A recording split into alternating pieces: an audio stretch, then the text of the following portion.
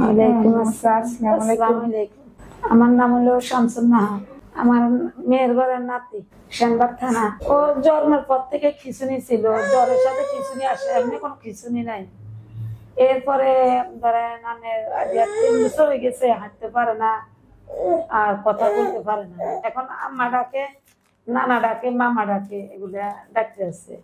আগের থেকে কিছু একটু বুঝতেছে, কিন্তু মুখে এখনো পুরো কথাটা বলতে আছে না, সব বুঝে এমনি, সব বোঝে, মুখে বলতে পারে না। আমরা সবকিছু দেখা যায়, শুনে যায়, মানে কিছু দেখাইলে, পানি দেখাইলে, ভাত দেখালে, মনে করেন ভাত খাবেন, এইগুলো আমরা হাসে, হাসে, মানে খাইবো, পানি কথা বললেও হাসে, হে খাইবো পানি, এনে বলতে পারে না পানি ফেসে ধরলে।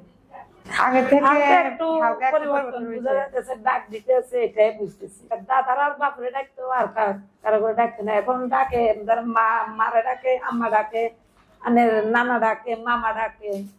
এখন এগুলো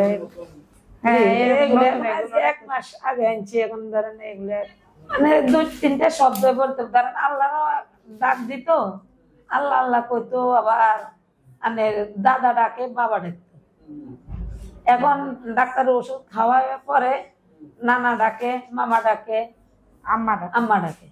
মানে কথাটা একটু বোঝা গেছে যে এই কথাটা একটু পরিবর্তন হইতে আছে। একটু পরিবর্তন। হে পানি, কেউ পানি খাইলে হে পানি দেখা যায় চিল্লে, কানতে থাকা, মানে খাওয়ার কিছু দেখাইলে হাসে। যদি বলি যে ওইটা খাবেন না, ওইটা খাবেন না, হে হাসে, খাইবো। হ্যাঁ, বুঝতে চেষ্টা করে। আগে এরকম ছিল না। জীবন আলো হাসপাতাল, ইমাম ডাক্তার ইমাম সাহেব সমানে দেখে।